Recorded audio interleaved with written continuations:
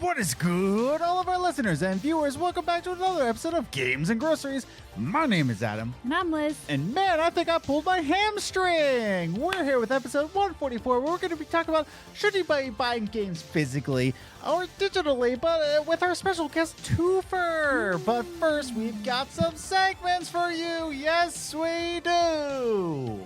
Thought we said you weren't going to pick up your microphone anymore. Well, too bad. I'm a rebel. I'm a bad boy. That was weird. Yeah. How you doing? I'm all right. My hamstring. What'd you do to your hamstring? I don't know. Oh, goodness. A little bit of an announcement. We're taking next week off. We're not going to have a Games Groceries for next week. We're very tired. Yeah. But we just released the latest eVault video. It's going to be it is about Skate 4. Just dropped. But we're tired. Yeah. Basically it. So there's not going to be a Games Groceries next week. There's not going to be a Games Groceries next week. There's not going to be a What's the Biz. We're not even going to write the script or start filming for the next eVault video. We're just taking next week just to, regroup.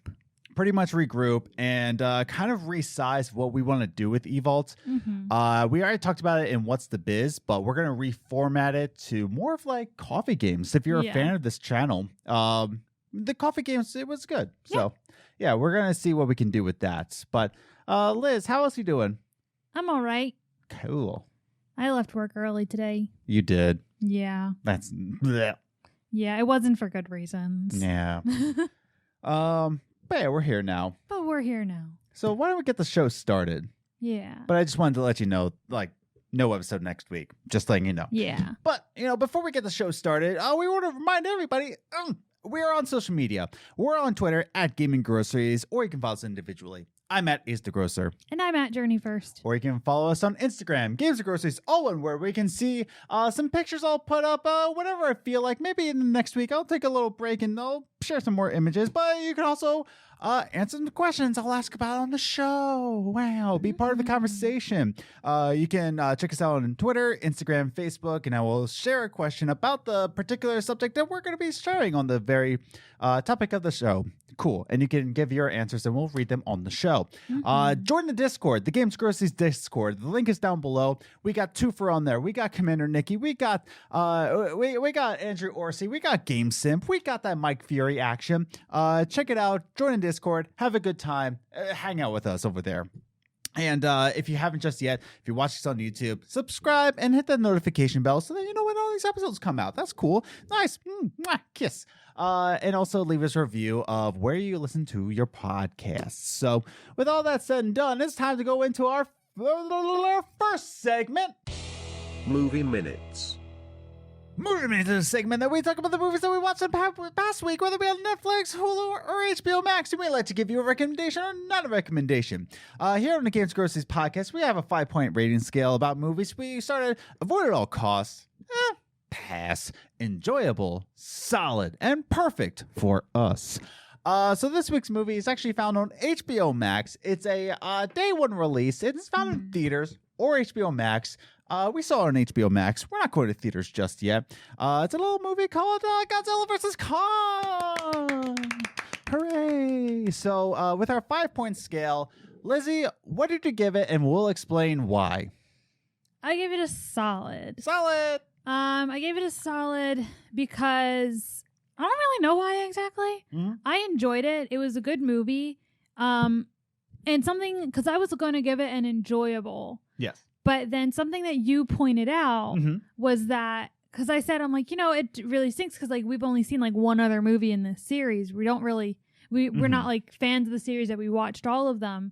And, but you would point out, you're like, yeah, but that's a good thing that you were able to enjoy it and follow it, even though we haven't seen anything. So that kind of bumped it up to a solid for me, where it's they didn't really make it so that I didn't understand anything. So that was nice. Yeah, it's a good preference to make that we're not really fans of the MonsterVerse, I guess you can say. We've only seen we really only watched King of Monsters. That's it. Yeah.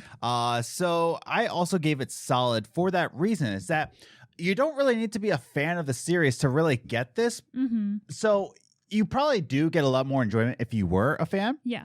But if you're not, you can just go into this movie kind of cold and be like, Yeah. if you know who King Kong is, you know who Godzilla is, you have a good time regardless. So that's why we gave it solid. Even the Godzilla movie that we had watched, we saw cold because one of our students wanted to see it. Yeah. So like, okay. And even then, I didn't feel lost. I really enjoyed it. And both times I'm like, man, I need to watch these movies. I know. So going into my first note, though, that one major greatness about the intro of this movie, the introduction, is that you see the monsters. You see them. Yeah. Like, very first thing, you see first scene was King Kong. Yes. You see him. You see his strength. Yeah. Right? And you get to see a little story going on there. And then right after, you see Godzilla and you see his power, his strength. So very, really great introduction is that you see them, you see their power. You know what the movie's called. It's Godzilla versus Kong. Okay, let's weight these two classes up and see who's going to be the winning edge here, which team you're going to be on. And that was a great introduction to the movie. It was a great build-up. Yeah, definitely. Yeah. Do you have any thoughts on that? Not really. I didn't think much at the beginning of the movie. Okay. I was just trying to figure out why they were fighting each other. Oh, I don't want to spoil it, but there is a reason. Yeah. That they did say. Oh, yeah, they did. They did. Yeah, they did. They did. Yeah. I got you. And now the other thing is that we're talking about story here. The story is very much rooted into conspiracy theories and are we getting the whole truth? Very Illuminati-esque. And there is some stories about the lore of these two characters when you're really here just to see King Kong and Godzilla fight. Yeah. However, I don't say that in a way of just like, oh, come on, just give us what we really want. It was just there that you're expecting a Kong Godzilla fight. And at the same time, you're still getting a story that's cohesive. And it's like, you know what you're here for, but why are we here? And I really liked because it was kind of like just watching a Godzilla movie and a King Kong movie. Yeah. Like in certain scenes, it was like, that's the Godzilla movie. And the other scenes, it was like, all right, this is a King Kong movie. Yes. And then there were those few moments where they did come together. And I'm like, all right, that's cool. That's really cool. That's the thing, is that it gave you a story because you even said, why are they even fighting? They did say why. Yeah, they mentioned it. And that's the thing, is that it doesn't just say, big lizard and big monkey fight. Yeah. It gives reason behind it. Yeah. And in the end, it did what it needed to do. It's a great action movie. It's just a fun movie. Yeah. That's really what it was. And it has a story to bring meaning. I was like, what did I write? It's a story that brings meaning behind it. And at the same time, it's just the right length of movie that it doesn't really overstay its welcome. Yeah. In my opinion. Yeah. It was like a couple minutes too long for me. I agree. Yeah. But not overall where I was like, oh my gosh. Exactly. Is it going to end soon? Yeah, it's an hour 53, but without credits, an hour 43. And it really, like you said, like maybe if it was an hour and a half, sure. Yeah. Yeah, just a couple minutes. Yeah, That's it. Yeah, by the end, you're just like, are we done yet? Yeah. But is this over? But if you really go into it, not really expecting a full-fledged action movie, you're not really expecting a lot. It's a solid movie. But if you're really nitpicking it, I would still give it an enjoyable. Yeah, definitely. It is what it is. What is the title? Godzilla versus Kong. Bam. That's it. That's it. It is what it is. It knows what it is. And the majority of the movie is Godzilla versus Kong. And that's that. But I very much enjoyed it. I gave it solid because it's a fantastic film. Everybody should see it. I gave it solid because it knows what it is. And it is what it is. I enjoyed it. Yeah. Any other thoughts on it? No, not really. I think it's a pretty basic movie, so there's not like a ton to say about it. It's not a ton. I enjoyed my time. Yeah. It's not a waste of time. It's not a waste of time. My coworker friend, he said he loved it. He likes a lot of movies, but yeah, I wouldn't say I loved it. We enjoyed it. Yeah, it's great. Would I watch it again? Maybe, actually. I would maybe watch it again, especially if it like I said, this movie and even the last Godzilla movie both made me want to watch these series. So I would definitely watch it again if I was rewatching the series. Yeah, I would watch it again. Yeah. So again, that's our thoughts on Godzilla vs. Kong. You can find it on HBO Max or in theaters. But yeah, watch it in your own home with HBO Max. So with all that said and done, why don't we just move on to some video game news with our second segment. Top 3 Gaming News. The top 3 gaming news is the gaming news that we saw in the past week. I would like to rank it 3, 2, 1, just to give you a condensed version of, hey, what's going on in the gaming industry? Oh my goodness, what's going on here? What is going on? I don't know. Somebody tell me. You're supposed to tell us. That's right. It's my job. So the top 3 gaming news, everybody. There's some pieces of gaming news, mostly about retro news. But but there's one that we keep coming back to. And let's just go ahead and talk about it. It's about CD Projekt Red and Cyberpunk 2077. No. That was harmonized. Yeah. That was nice. That was not planned. No, it was not. So CD Projekt Red is now saying that, we're ever so close. It's just so slightly close to getting back on the PSN store. But it's Sony's call. But yeah. Love how they put it off on Sony.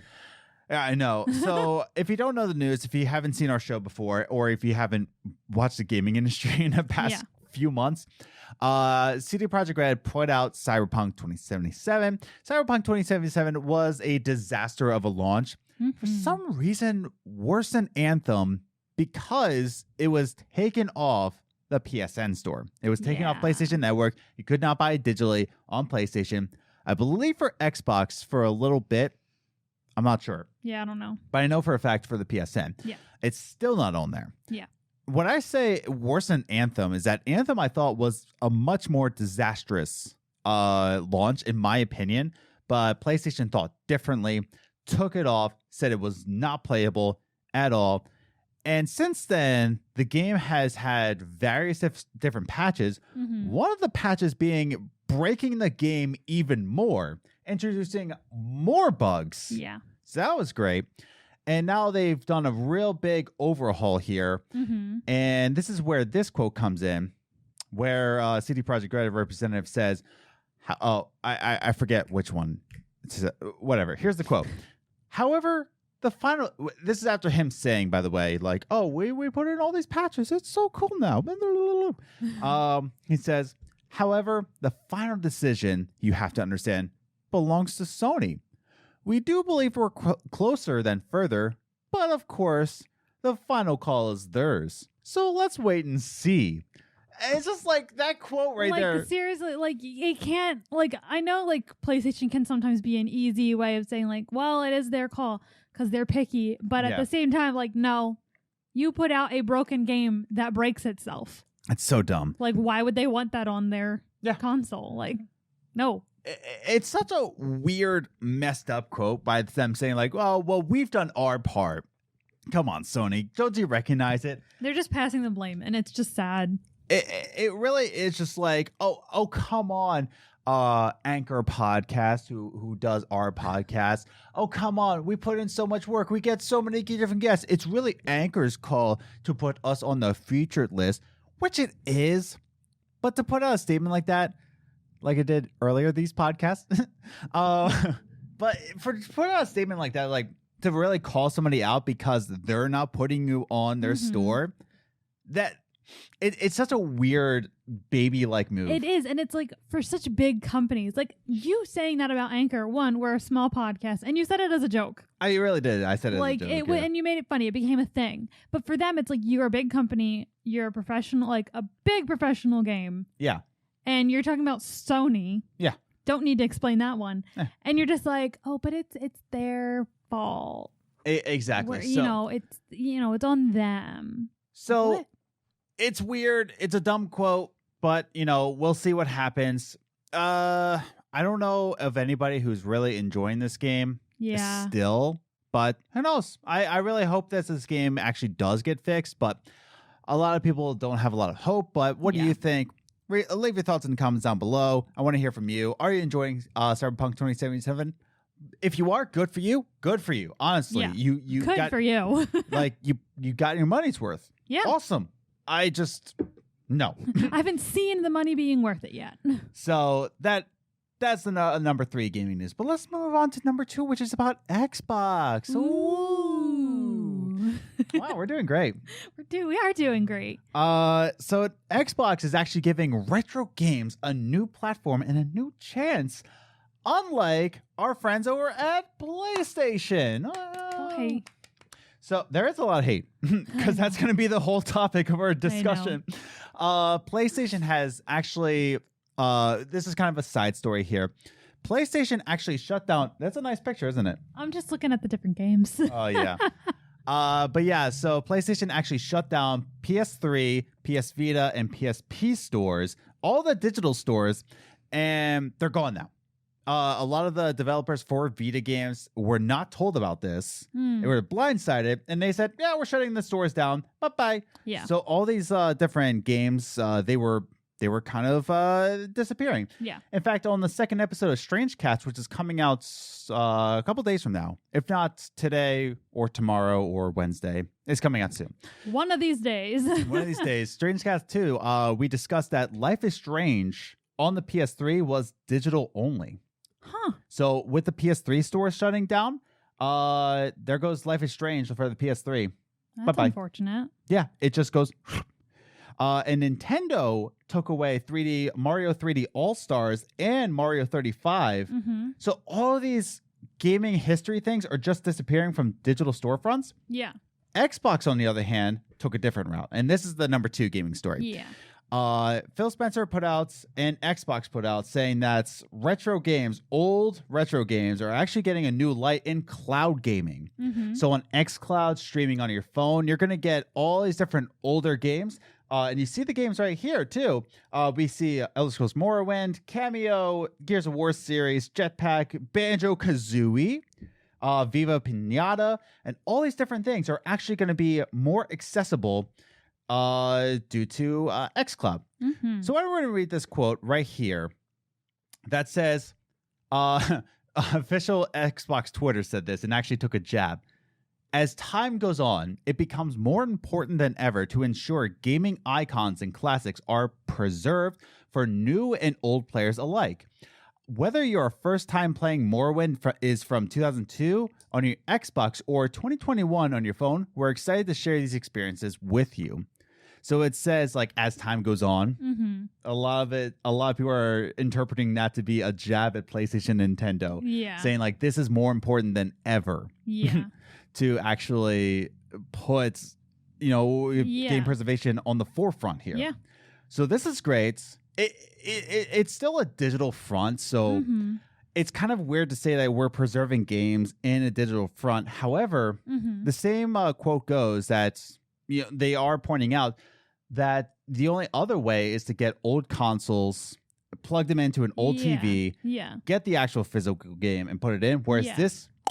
It's not physical, but it is more accessible. Yeah, and I think, and I was planning on bringing this up later as well, but I think it has to do with what you consider to be game preservation. Yeah. Is it preserving the physical copy, or is it being able to share it with the younger generation? Yeah. Because those are two different things. This is being able to share it with the younger generation. Mm-hmm. Like, yeah, you can keep your physical copy and cherish it and keep it preserved and playable. Yeah.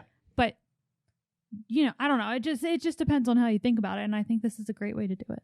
I agree. So, I think this is maybe not the answer for a lot of people, but it just makes everything accessible. Yeah. It's right there. Like, and the other thing that I thought of was that it's kind of like Disney Plus, where it's like you have access to all of the movies you grew up with, and just like you have access to all the games you grew up with, without having to have a VHS or a cartridge and a VHS player or, an N64. Yeah.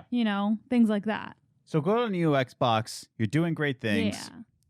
Yeah. Xbox fanboy all the way. So that brings us to our number 1 gaming news about preservation and about retro games. There was a record broken. As we're recording this today. Where's my mouse? There it is. There was the most expensive game ever sold, okay? Mm-hmm. And it was a original Super Mario Brothers sealed copy that was sold for $670. $660,000. I could use that money. But apparently they put it on this one. And this is actually the groundbreaking, record-breaking, most expensive game ever. Let's put it in perspective here, is that the most previous most expensive game was sold back in November of last year. Back in November, a sealed copy of Super Mario 3 was sold for $156,000. Wow. $156,000 was the previous record. Yeah. This was sold for $660,000. That's a lot of money. Most importantly, this is actually the oldest sealed copy that Heritage has ever sold. Wow. Ever. This is the oldest shrink wrap copy. Wow. So I want to read this quote from the article. Every single article is linked down below. But I want to read this copy because it's actually pretty interesting.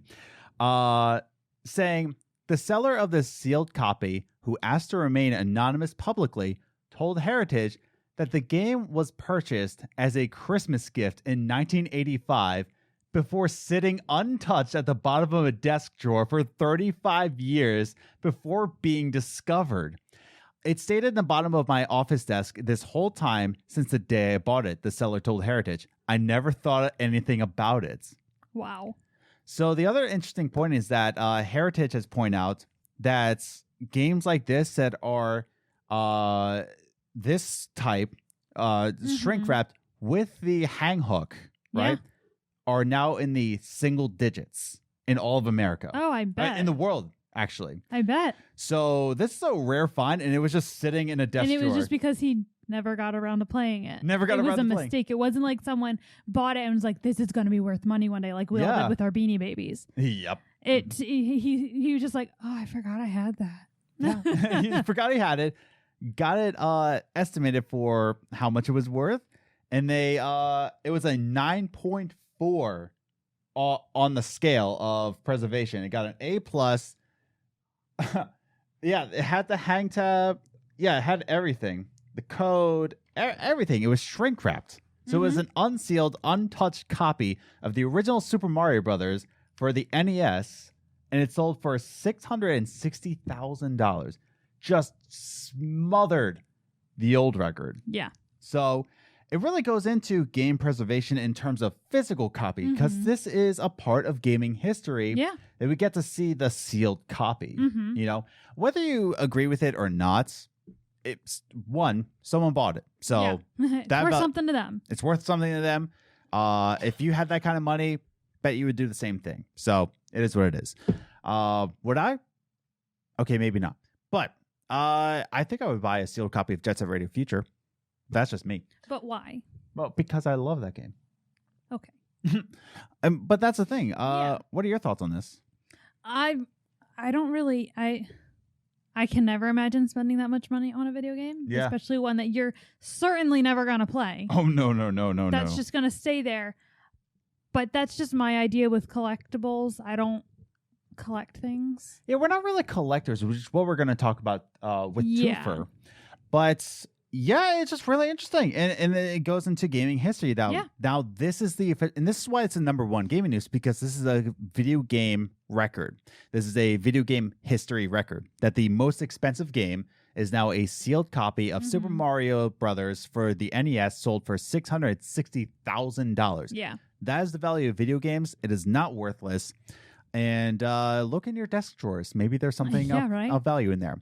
Not much more to say there. It's just a very interesting thing that just broke out. So this is awesome. Yeah. Cool. But yeah, look in your desk drawers, or just buy a game and forget about it. See what happens. I think that brings us to our final subject. What do you think? I think so. So, if you don't know, Toofur is a longtime commenter. I guess longtime commenter for the show. He has his own channel. It's Toofur. We will link it in the description down below. He's got a few videos up, so we're going to pester him until he gets a new video up. But we're going to be talking about game preservation. Should we only be buying physical games? And why don't we just do that? Let's just bring him on. Let's bring our buddy, Toofur! Woohoo! Coffee time. Alrighty, buddy, we are back with our special friend, the king of our Discord. Maybe that's not that. We may have insulted some people on our Discord. It's Toofur! Hooray! Anthony, Hello. how you doing? Wonderful. Yeah? Tired. Sure. Yeah, it's a beautiful day to be alive here in 2021. It's gorgeous. Love it. But Toofur, you're on the show. You made it. You made it to the big time, I guess. Big time. Gosh, if we're the big time. It's just like it's all I'm downhill. pretty nervous right now, so you know. Oh, you're good, man. Like, I We're like to. just like you. We're just like you. I put my pants Just a little 2 legs at a time. It's fine. 2 legs. He just like jumps into them. Were you ever okay? A little side note. I imagine you're a fan of American Dad. I can tell that. Sort of. Not No, really. I hate that show. Oh, I hate dang it. I'm sorry. What was there was one episode though where he meant like my Morning Jacket, the band My Morning Jacket, Mhm. and the guy. I'm not as big of a fan anymore, but the American Dad. You know, Yeah. he meets the guy. And he just says, like, I'm just like you. I put my pants 1 leg at a time. And it was just birds that carried the pants to him. And then he put it 1 leg at a time. I was like, nice. But I don't watch it really much anymore. Okay. Show's on. Hi, everybody. Games and Groceries here. So you're here. Anthony, you're here. Toofur, you're here. We're going to call you Anthony. Everybody here. Everybody here. Anthony Tucker. Anthony Toofur. And we're going to be talking about should we be buying games more physically? Anthony, I wanted to bring you on because you are yourself a game collector. I can see some of your shelf right behind you there. You do collect your hard copies. You like your physicals. You like your Leslie Nopes, as I can see up there. But yeah, I just want to talk about this, and let's first define the subject of what we're talking about and why are we seeing this sort of shift from buying games digitally into buying games physically. We used to buy it only physically for a while. Buying digitally, it was like Yeah. Now we saw this kind of shift from physical to digital. Mhm. Why do we see that? And Anthony, I want to bring it to you. What are your thoughts on this subject? It's definitely just the industry evolving, making it more accessible. Mhm. People, the publishers trying to save some money any way they can too. I can see, and I know Game Pass and PlayStation Now. That's probably got a lot to do with Mhm. the digital burst, I guess. Yeah. Yeah. No, I agree. Is that I like what you said there. It's more accessible. Yeah. Because I cannot stress enough how much now that if I have to come up from my couch and put in a disc into my console, it's like the worst thing that happened to me. I don't even watch our DVDs for that reason. I'm just like, then I have to turn the PlayStation on, and then I have to go get the DVD out. I have to get our giant binder. Yeah. I have to get our giant. That's pretty much how it goes. Yeah. I have to get our giant binder out, flip through all the pages, put it in. Then I have to figure out how to work the DVD component of the PlayStation. But it's a lot more accessible if Yeah. we just press right and there. play. Exactly. Yeah. But prior to all this, was that really that big of a hassle? It Is it wasn't. just now that it's all digital, it just seems like, Yeah. oh, that's just too much work. Yeah. Because it never seemed like that much work to me to begin with. Yeah. Exactly. No, I agree. I agree. And especially I know you're also a music lover too. And Oh yeah. now we mostly like stream our music, and you're also an avid collector of CDs. If you haven't followed Toofur on Instagram, first of all, what's wrong with you? Go follow Toofur on Instagram. You're not following Toofur on Instagram? Lizzie, no. My phone won't unlock. Oh my goodness. It's not that interesting. I hardly post on there. Oh, I'm on here as a super That's fan. okay. Mine is only like all folky pictures. Yeah. But that's the thing is that like we even stream music now, and it's just like it's a lot, that little bit of ease. And I feel like the digital age is just shifting because we want things instantly. It's an American culture. We want things right now, instantly. Liz, I want to hear your thoughts. Why are we seeing this shift from physical to digital? What are your thoughts? I think part of it definitely is just the times, like, oh, it's available. And also, like, you don't have, especially like this past year, it's like, oh, I don't have to go to the store. I don't have to interact with people. Yes. But I think another part of it before this whole pandemic thing happened is that they are mildly cheaper. Yeah. Buying them digitally. And for people who aren't huge collectors and just want to play a game, Yeah. it's a cheaper option because video games are getting a lot more expensive these days. Like we've talked about this on the podcast before, how expensive games are getting, and they're cheaper when you buy them digitally. Yeah. So I mean, that's why originally I remember even when we first started or when we first got married, you were starting to order them on Amazon because you got certain discounts. Yeah. You could get them. Oh yeah, my cheaper. Amazon discount. I forgot about that. Yeah. And that's the thing. So it's like these days it's a matter of how much money you can save buying it digitally as opposed to physically. If you have no purpose for it to be physical, then why buy it? Exactly. You know? I agree with that. Just recently I bought for the first time Mario plus Rabbids Kingdom Battle, and I felt so guilty of buying it digitally instead of getting it physically, only for the mere reason that it was cheaper digitally. And I was like, yeah. Oh, what? That proves my point exactly. Yeah. And Nintendo games are almost never on sale. I think I picked that up too for like $5. Wow. They had a sale on the eShop for it. Yeah, that's the thing. It's that like you said, it never goes on sale. Well, Mario plus Rabbids always you see it on sale, but that's one of the only Nintendo games you'll see on sale more stuff. And I've never seen Mario Kart on sale lower than like 50, maybe like 45, but they do not budge. So whenever I see crazy. it is like, it goes into kind of their mentality of creating FOMO. But yeah, that's the thing is that we're seeing this shift because we're seeing digital prices. We're seeing a shift into the market. We're seeing that shift of American culture instant now. Digital is right there. Yeah. And for my opinion, I would say, especially right now in the pandemic. Yeah. Like you said, even before the pandemic, this was a thing. But right now, you don't really want to go into stores right now. And it's a lot safer to buy it digitally. When the pandemic first started, we were all going into quarantine. You actually had a video game that was coming in. You were getting it day one release. You were picking it up. It was Animal Crossing. Yeah, I'm pretty sure. Yeah, it was Animal Animal Crossing. Yeah. You were picking it up from our local store, and when everything went into lockdown, we're like, oh my gosh, is the store going to be open? Are we even going to be able to get our game? Yeah. And it was like they had to figure out this whole special like pickup for everyone who had a pre-order.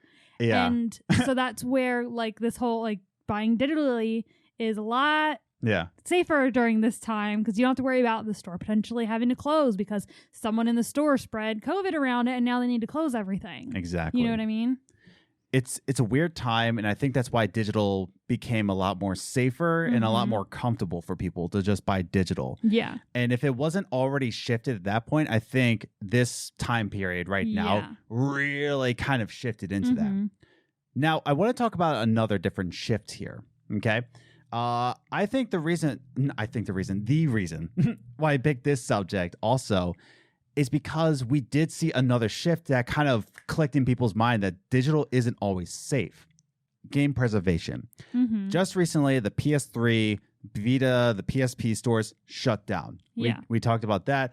Nintendo took away Mario 3D All-Stars from the digital stores. Boom, gone. Get out of here. And now we're talking about game preservation here, right? Now, when we talk about this, the argument that by buying physical is game preservation. Once you buy a digital, it could go away in an instant, and we've seen that. Now, why is digital not the answer for preservation? We talked about it a little bit with Xboxes, like going on retro onto the xCloud, but really in our opinions, and I want to ask Collector Toofur over here, Collector Anthony, why, in your personal opinion, why do you think digital is not the answer for game preservation? What do you think?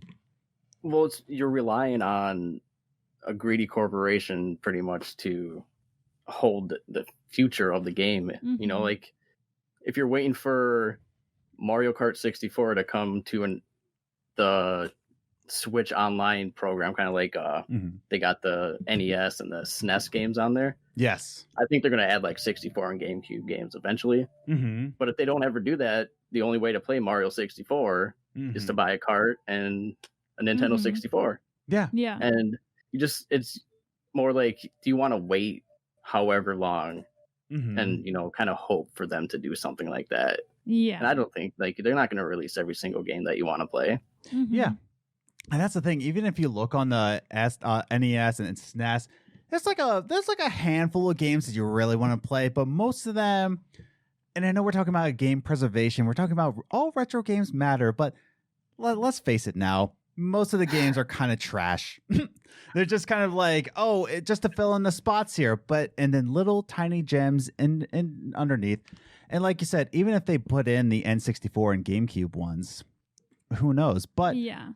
with buying physical, you get to control what's in your collection, not some corporation that tells you, and not some corporation that tells you what you can play and now what you can't play. I've already explained enough how much I can't stand when Game Pass, like, it just takes away the game. And it's like, It's so annoying. It is. It's so annoying until, Microsoft inevitably buys all of the games industry. It's now going to be the new Tencent, Yeah. Microsoft just buys everybody. Yeah, Liz, what do you think? Why do you think the digital front is not the answer for game preservation? I think, kind of like what you just said, they can take away whenever they want because, and we are lucky. My dad kept our old consoles and all of our old games. So we actually get to have them and we can show them to our kids and the younger generation. Yeah. But there are people who treated their systems like trash because they were 10 and break things constantly. Yeah. And so you don't always have those. And I think, digital copy, it can just be taken away. But when you have that physical, when you're able to keep it, whether it's preserved or not, you have it. It's yours. Yeah. And you can show it to the younger generation because you have it. You don't have to worry about accessing it on a new console. Yeah, exactly. Like, especially now with the PS3 stores shutting down, I think that just kind of clicked in me of like, wow, I really want to build up a game collection. And Toofur, in your videos on your channel, that also you need to make a new YouTube video. I'm just putting this out there. But whenever I saw your videos, I saw your collection in the background, and it's just a nice looking aesthetic collection that you've built up. And okay, little bonus question. I didn't give you this. I didn't give you this question. So what are you doing, dude? I'm already nervous enough. All the out of the sleeve question here. Pop. And we're gonna be talking about this. Oh, did I spit on you? Yeah. I spit Not a on lot. you. It was just a teeny bit. But a little out of the sleeve question for you. Do you just, and we're going to talk about this in another topic, but do you just buy games just to buy the games physically, or do you have like a purpose behind your collection? I don't buy like fodder stuff. Like, I'm not looking to complete a collection, so I won't go out and just buy anything I don't have. Yeah. If a game, like, even if a game has awesome box art, that's enough reason for me to want to buy it. Fair. But every game that is in my collection is a game that I played, I want, or is just extremely interesting to me. So, like, I don't have a bunch of NBA 2K games just stacked up. No, I have one NBA 2K game. Yeah. But it's a more of a personal collection. I'm not trying to, like, just make it an extravagant, huge collection, because then it gets to be too much, and then I just have a bunch of stuff that I really don't want. Exactly. And that even goes into minimalism, is that the whole point of minimalism is to only have the things that you personally value. Yeah. And every time I see your collection, like in the background of your Instagram, which I'll link down below, or even like on your videos, it's aesthetic. It's pleasing. It looks like it's a collection with purpose, Yeah. And now, Thank you. You're welcome. It's a compliment. Yeah. That that's a good plan to have. That's how, not doing that is how we ended up getting rid of like 100 movies. Because we were like, we want a movie collection, so we bought all the movies. Exactly. It's just like, I just want to watch the movie, so I'll buy it. Just like, it was an unwise choice. Yeah. And that's the thing. It even goes into video games, is that it's a cherishment into history, and to have that physical. I'm starting to rethink like buying games physically and just building up a small collection. Yeah, it's just stuff I value. One of them being, which I'm still looking for to this day, is a physical copy of Jet Set Radio Future. Not the little one that came with the Xbox where it has Sega GT 2002. No, Retro Game Store. And you have it, don't you, Toofur? He does have it. And he's probably.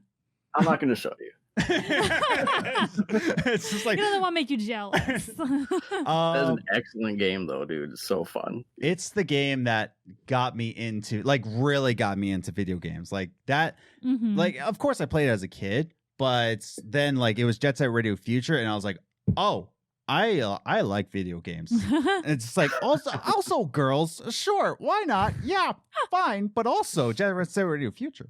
So it's just fun. That's the other thing. It's fun hunting down, going to retro gaming stores, going to retro events, and just hunting for that certain game. It's really good. My phone didn't vibrate. It was your phone. No, my phone's on silent. So anyways, so the last question I want to ask before we go into social media answers, which you're usually in, but you're in on the show. We're going to be... I should have left one. You should have just left one just to like thrown off the scent. But no. I want to ask, there's a lot, and especially in the PS3, Xbox 360 generation, the Wii generation, a lot of indies found their spotlight through the digital marketplace. The biggest one that I can think of is Super Meat Boy. And that was a game that actually, you know, took the reins. Or even talking about Stardew Valley. That also got a physical release, but, you know, we're talking about digital releases. Indies, get their spotlight on the digital store, right? Should we then never say that a digital game is history, or should we always strive to get these digital indies physically? Or should we never say that, you know, digital is bad?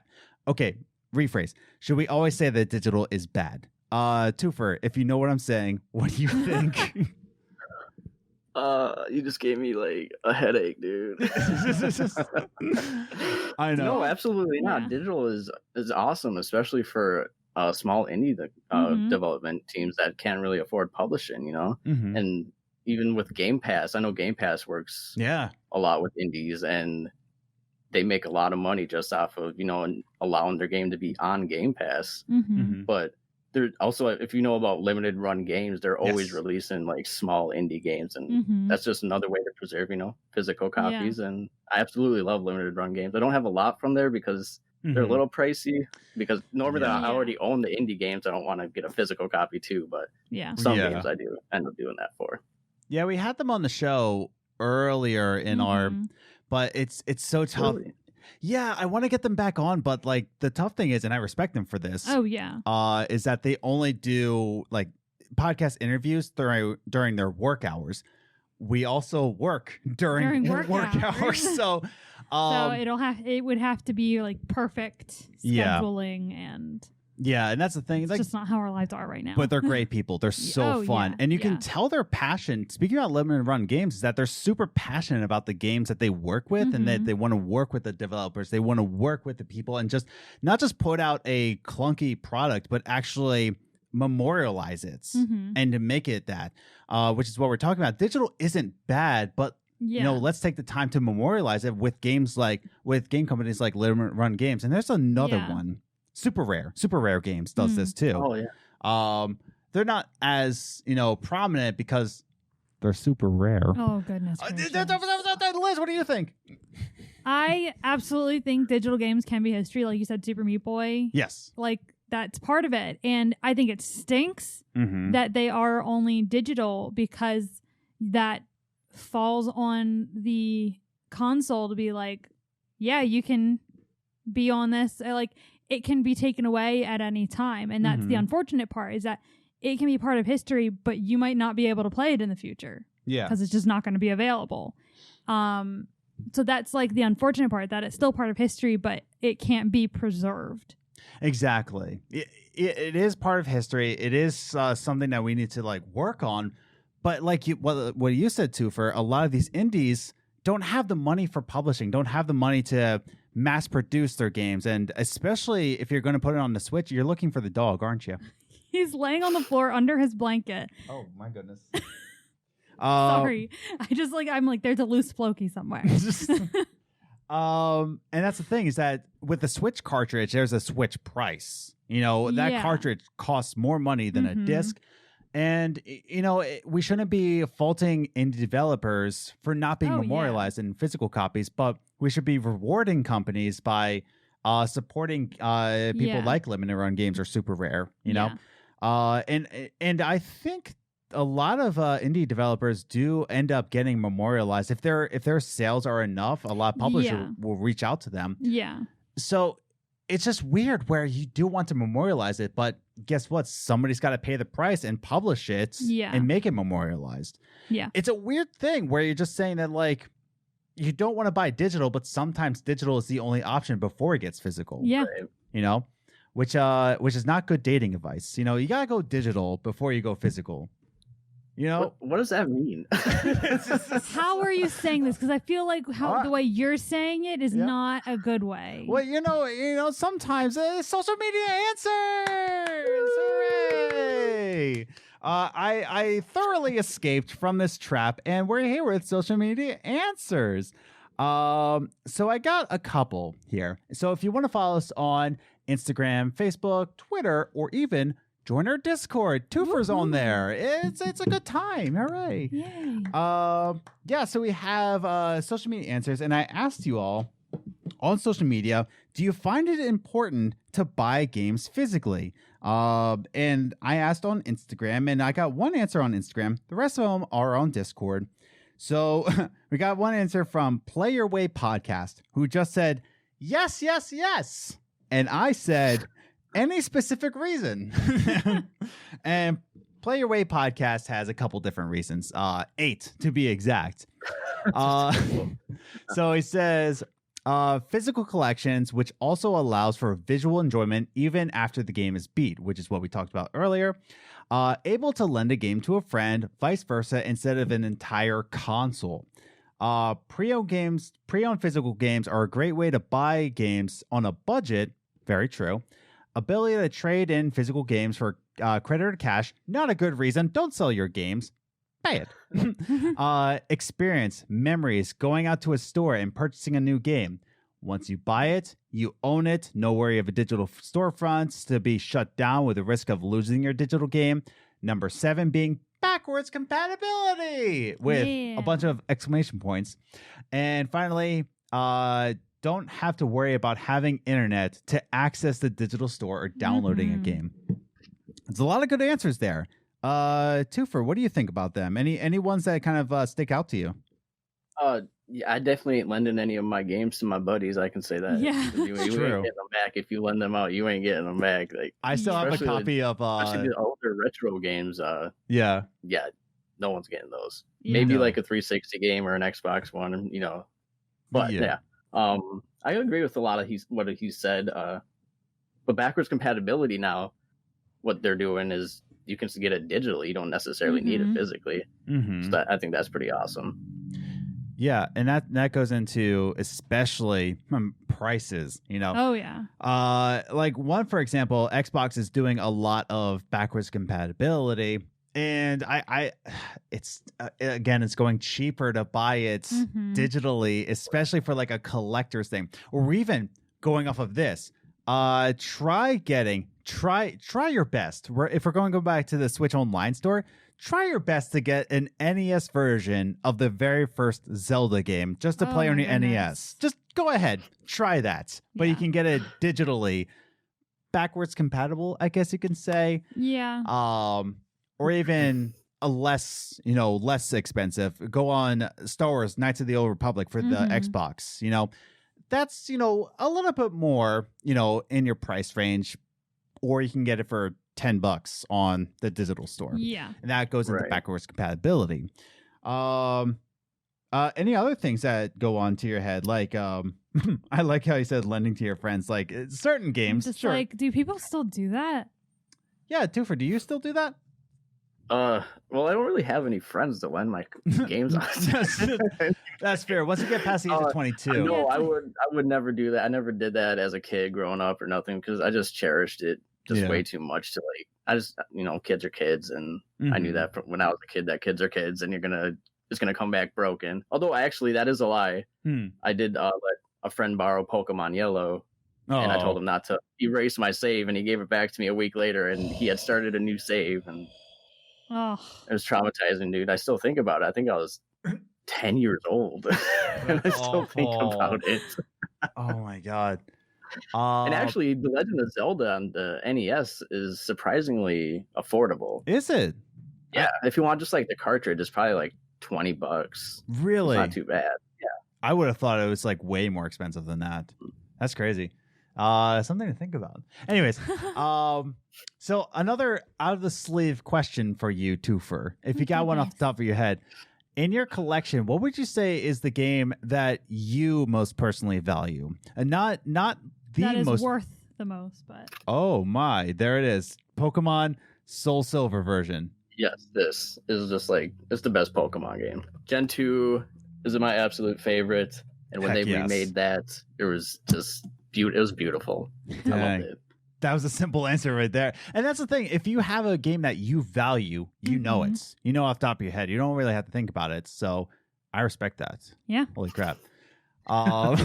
Liz, what do you think about these answers right here about what's the best reasons to have games physically? One thing I have to disagree with is the download, because I had in college, I had bought a physical disc of Sims. Oh. I think it was Sims 3. I got it in college. For PC. For my PC.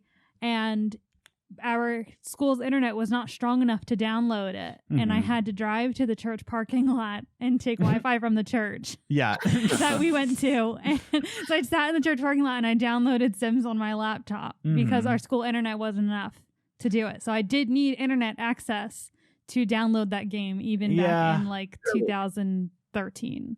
Yeah, there's some PC games where they give you kind of a disc, but it's more. But I had to download it still on like Origin. Yeah. So I was like, well, this stinks. So I do have to disagree with that point. That's EA for you, I guess. But I've never really gotten into PC gaming, so I don't know a whole bunch of That's the- or a whole lot of info. Other than same. like the games I played when I was little, those are the only PC games I played. And I don't even play those anymore. yeah. But yeah, it's the only thing I remember that you said that I was like, I disagree. Yeah, but I agree with most of what he says. Yeah, most of it is on point. Yeah, and that's the thing is that I think especially the memories of going to the store, buying the game, actually picking it up, holding it in your hands. It's like going to Blockbuster. We just watched the last Blockbuster documentary on Netflix, and oh man, I miss it. I miss it. It made so me want to much. drive out to that Blockbuster and go rent a movie. It's Is that in Alaska? No, that one closed. This one is in Oregon. Bend, Oregon is the last Blockbuster. Closer, okay. Exactly, yeah. He's like, I could drive there. I could do it. Oregon. So we'll just move to North Dakota, and then we'll drive out to Bend, Oregon. Hey, It's a closer, lot closer. closer than Pennsylvania. Yeah. So then I also asked you on Discord. Wow. Do you find it important to buy games physical? And at Commander Nikki, she says yes, because shelf and box art are pretty, and digital is weird with ownership of the copy. And she asked if that's short enough, because I expected to have a lot of answers for this. Yeah. But yeah, that's the thing, is that shelf and box art are pretty. They're good to look at. You know, it's more than just a little thumbnail on your little Xbox or your PlayStation. It's just nice to look at it. There's art to it. Toofur, what do you think about that? I completely agree. It serves multiple purposes, you know. It's a form of art. I honestly consider it art. And not only can you pick up this piece of art, you can play this piece of art too. Exactly. And that's the thing, it attracts you to it. I mean, we talked about it with Corey Schmitz about how he designed his graphic art to it and how it matched up with everything, and the logo really just struck to you. So that was really cool. What do you think, Liz? No, I completely agree. I mean, there's a reason why video game YouTubers and all put games in the backgrounds of their videos. Yeah. Like we don't have like the shelves or anything that like Toofur does, but in the coffee games we had like some random games up there. And you know, we had our old system with apparently a game in it. Oh yeah. I like that GameCube. Oh, thank you. Yeah, that's Liz's GameCube, actually, the one she grew up with. Oh, awesome. I thought that was a different one. Nope, that's the I one. thought the one in okay. Yep. Yeah. But yeah, so yeah. Yeah. But I just realized that your water bottle was blocking Toofur a little bit. Oh, well, so was my microphone. Oh, dang it. But then we also have an answer from @FoldSupreme, who says, nope, It's not important to him to buy physical.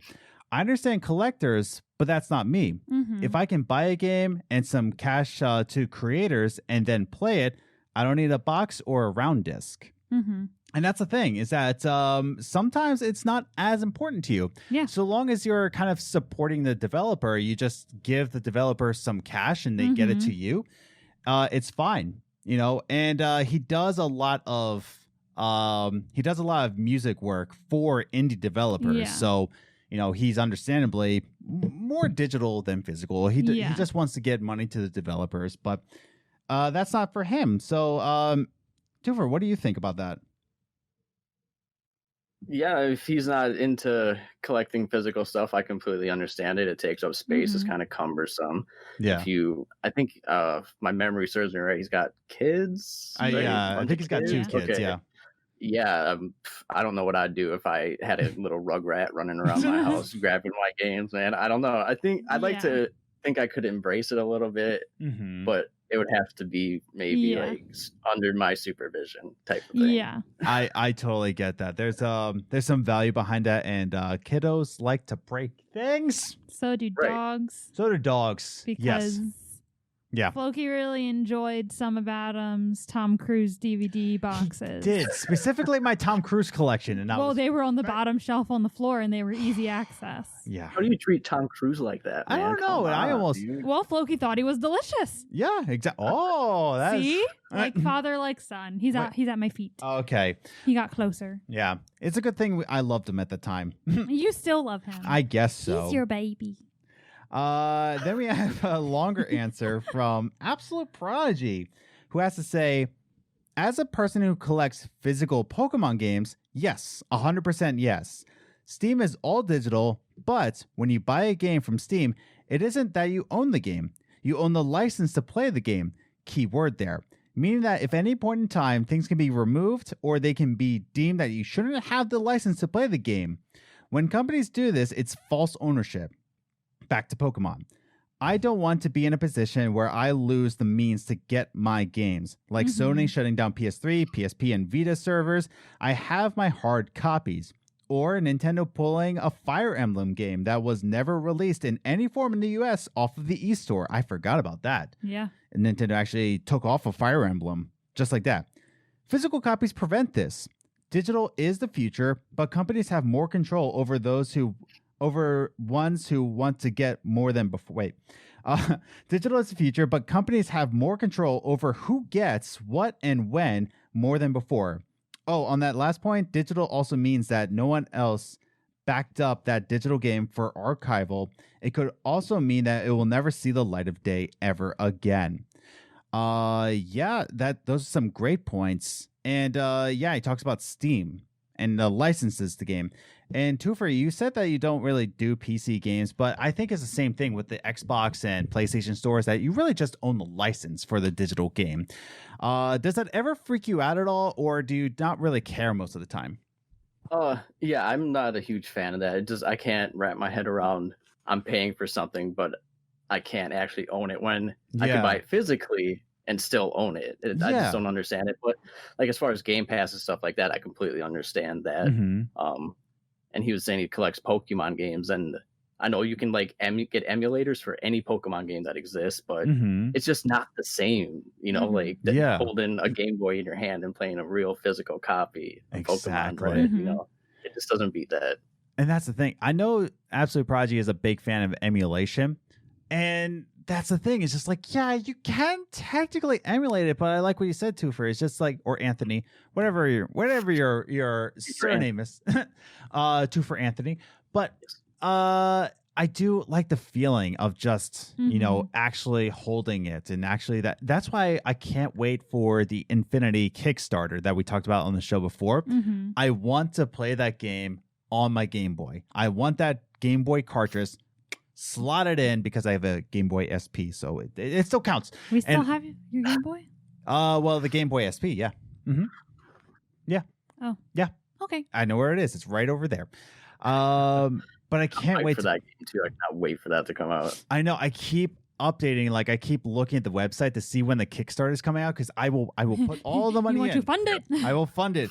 All the money that I've been saving for North Dakota. No. Oh no, I can't do that. No. $500. Here you go. But here you go, 500. Liz, what do you think? I was changing the camera when you were reading most of his answer. Fair. I also don't know what emulation is. Well, that's okay because we'll move on to an ex guest of the show. He's not welcome. He's an ex-guest. He's a previous guest. No, he's not welcome on the show anymore. It's Game Sim. Oh, goodness. Because his name is Simp. We can't have that. No, I'm just kidding. Game Simp, if you're watching, we love you. After the Wii, this is what Game Sim said, by the way. After the Wii, PS Vita, PSP, and PS3 online stores have all fallen, I will be buying almost 100% physical games in the future. Mm-hmm. I'm already a proponent of physical media, but I do buy some digital versions of multiplayer titles like Call of Duty and Smash Brothers. Now, unless a game is cheaper digitally, I'm going to be buying physical copies. Yeah. And I like that. I like it for two reasons. One, because it's Game Sim and he's a treasure. Not as much of a treasure as Toofur is, but still okay. But I like how he says that he will be buying mostly 100%, but not like your multiplayer games, not the ones that kind of your Call of Duties that come out every year or Smash Brothers, which I disagree with. But I do agree. Like what you were saying before, you don't really have NBA 2K games. You like NBA 2K, but you're not going to buy a physical copy every single year. Toofur, what do you think about Game Sim's answer? Unfortunately, it's going to be a future where you can only buy digital games. I know, we're straying further away from physical media, and that's just the way it is, and we got to kind of accept it. But fortunately, there are still companies like Limited Run Games and Super Rare that will probably end up releasing certain titles, and I'm sure like maybe collector's editions. Although I haven't bought a collector's edition this whole gen, but last time I bought one, came with everything but the game, and it had a digital code. My Titanfall one, actually, that was and it was just a digital code, no actual game. It drove me nuts. That happened a couple times. Weird. I remember, I think it was Mass Effect Andromeda that did that. I might be remembering wrong. No. Mass Effect Andromeda did have one that actually came with like a Mako, like a whole statue, everything except for the game. Yeah. It's just like, and it happened a couple times. It's like, what is wrong? Yeah. Me and Adnan just recorded Strange Cast 2, like the episode 2 of Strange Cast. And we were discussing that the Ultimate Edition of True Colors, digital only. Makes no sense. It makes zero sense of why they did that. How's that a collector's? Yeah, it's just like a collector's Ultimate Edition. When historically Life is Strange games have always come out with physical special editions with the soundtrack, art books, history, the game itself. And yet this one, True Colors, nope. We did speculate it might come out later, but it's just so weird that Toofur, you're right though. Like the digital age is coming and we're going to have to accept it. But coming forward into time, I kind of want to buy games that I really value physically. Yeah. And I know it's kind of like the other reason, like we talked about it before, is Game Pass. It's just like I go into stores and I'm like, I want to buy that game, but it's on Game Pass, so I don't need it. Yeah. And it's just one of those things that I'm like, after all this shut down, I'm like, but I want that. Yeah. I want that feeling. I want to hold the box. I'm starting to shift my value into I love video games and I want to hold them in my little fingies. What do you think about Game Sim's answer, by the way? I more of have a comment like from what you said about it. My fingies? No, not about your fingers. Oh, okay, my fingies, no. Not my fingers. Fingies. No. Fingies. Thank you, Toofur. Anthony. You're welcome. Well, now I've lost my train of thought. Okay, well, just think about my fingies for a little bit, and then you'll get back to it. So holding it like physically in your hands and everything going digitally and everything, I still think we're a ways away from that because movies came before video games. And they're still releasing physical copies of movies, despite the blow up of being able to stream almost anything. And in fact, they're getting And like way better than like 4K Ultra. Yeah. Like they're improving their physicals. So I think as long as we can still buy physical copies of movies, we're still okay, and we'll still be able to buy physical copies of games. It's when they stop doing it in all with movies. Yeah. That's when you'll probably see video games follow its lead. But I think we're still a ways away from video games only being released digitally. That's a fair point. Yeah. I can agree. And That's a good point. in that sense, you play the video game digitally. If you really love it, you buy it physically, just like we do with movies. Yeah, exactly. Bam. Problem solved. That's You're welcome. Thank you. Thank you.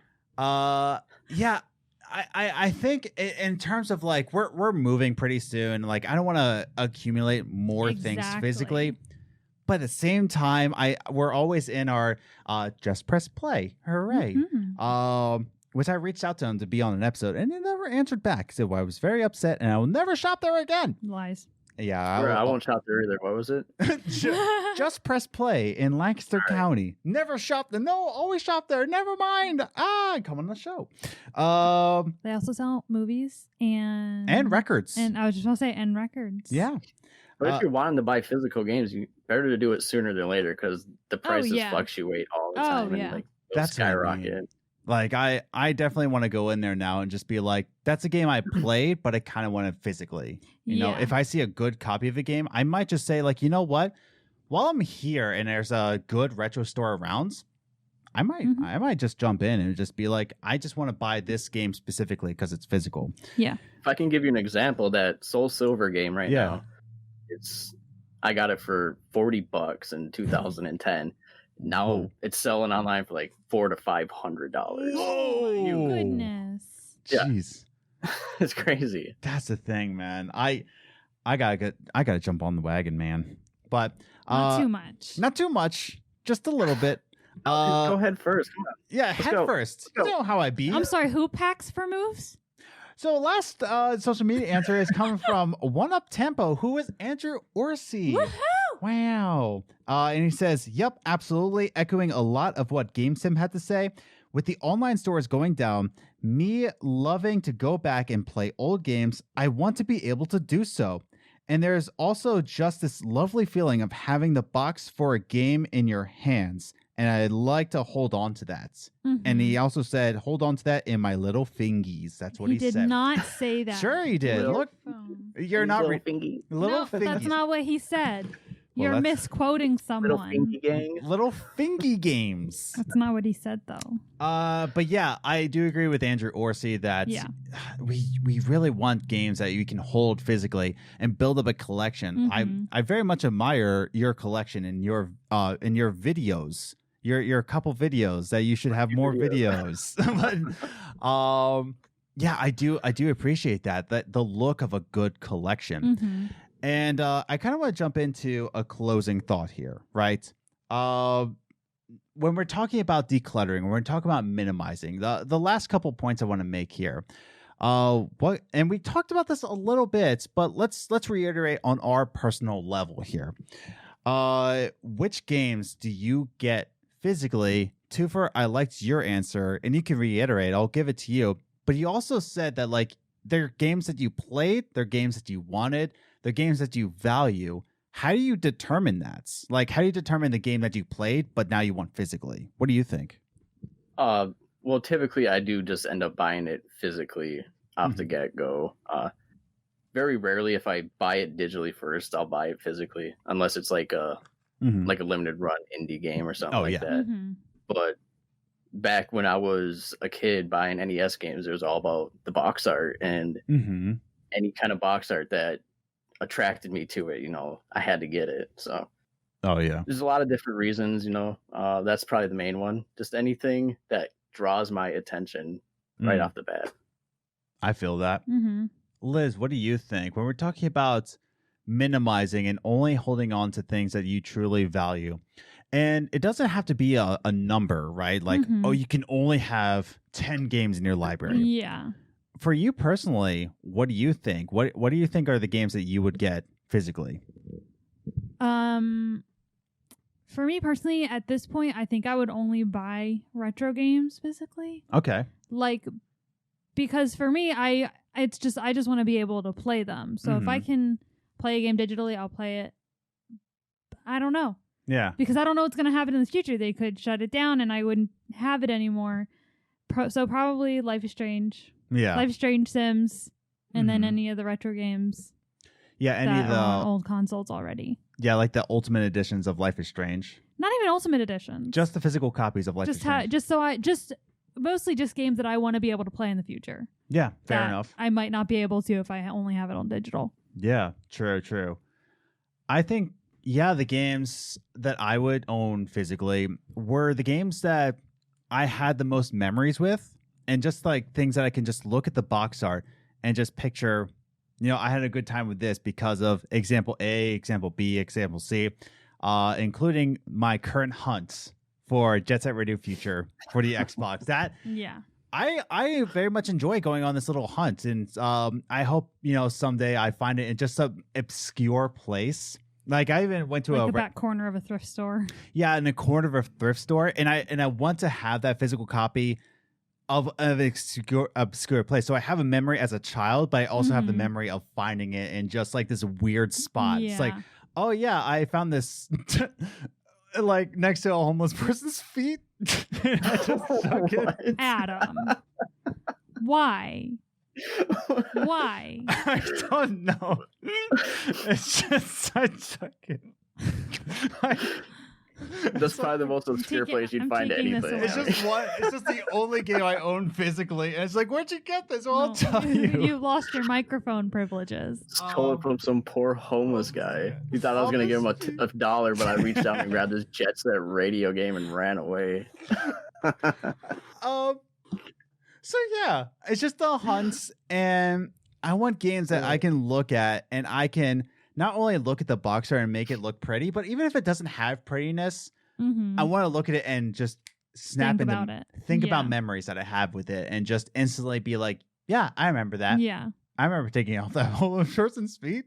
But like for that example though, like I remember growing up like this whole time when we were talking about like the N64 and stuff, every time I think about my N64, pretty much any game that I have for it, I remember my cousin, he was at my house a lot, and we would be playing video games, and this little brat would just come up and hit the reset button. Yeah. Like every time. All the time. Every single time. He was like 5 years old. We were like, don't touch that. We're in the middle of the game. And he went, boop. And that's all I think about when I think about my N64. That's where we have the N64 right there. It's never going away. Nope. Is that the same one? Same one. Same one. That is the one I had growing up. And that's honestly, that's why we're going back to we announced it on What's the Biz, and now we're announcing it again on this, but the Evolve videos are going to go back to the coffee game set. Just because, there's Liz's GameCube, there's the N64, there's some games that we value over there.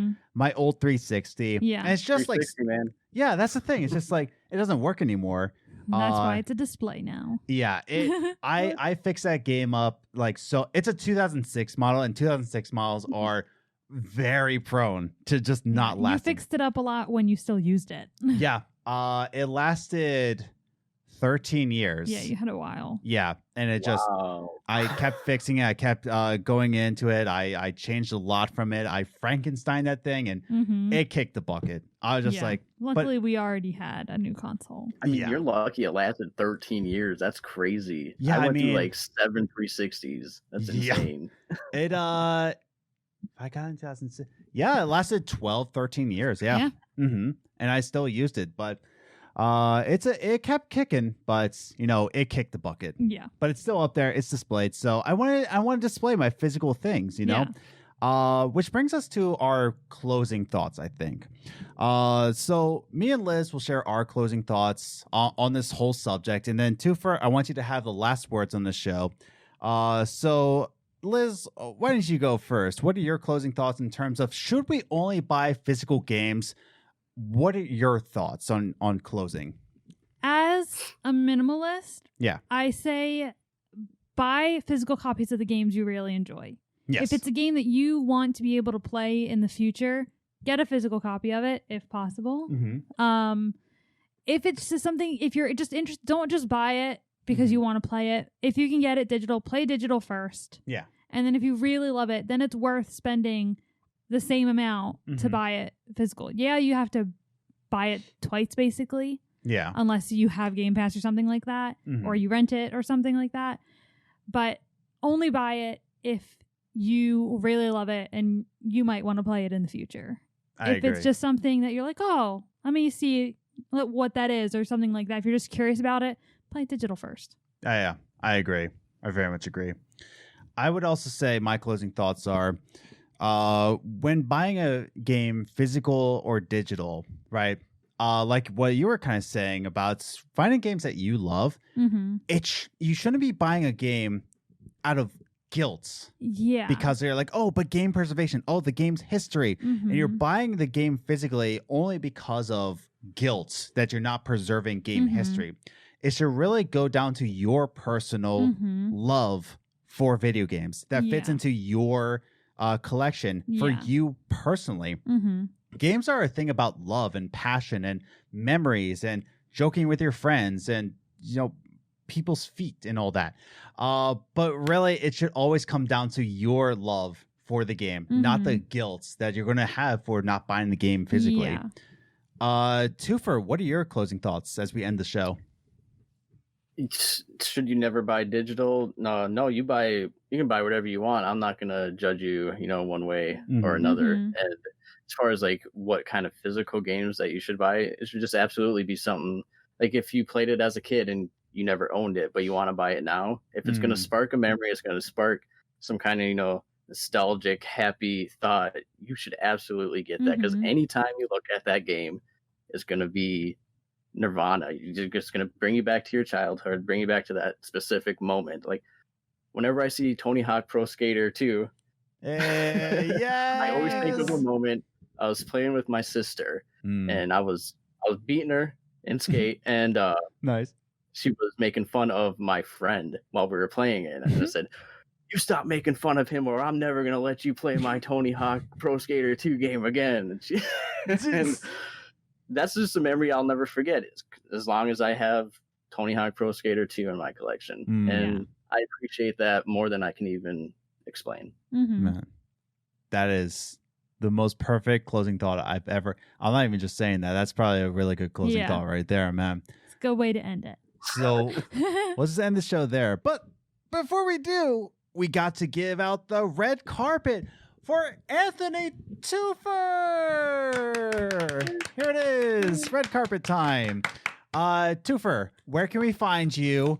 When's your next YouTube video? Get into the clapping.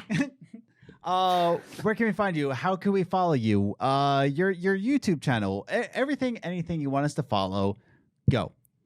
Yeah, I'm not, I'm more here as a fan of your show. I absolutely love your podcast and I love interacting with it. And I love everything you got, especially the community. It's a very accepting community. And I appreciate that because there's like not very many communities like that, honestly. I know.